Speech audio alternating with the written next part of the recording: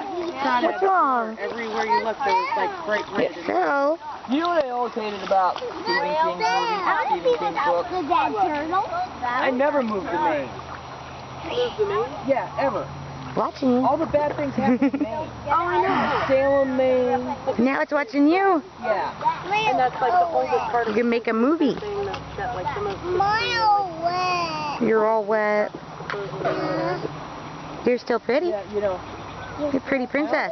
I like Stephen King stuff, but he's a very liberal person. And I don't like liberal people very much. There's parts real close to here.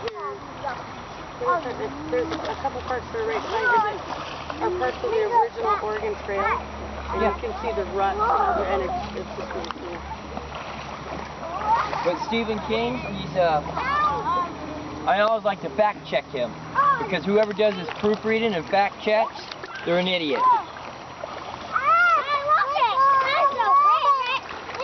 He doesn't have to write anything of quality anymore, it's just his name now. And to be honest with you, he hasn't wrote anything of quality in quite some time. Look how many books the guy wrote in how many years? I mean, what else did he do? I know, but if you're going to produce something, you're going to take the time and effort to produce something, write something of quality.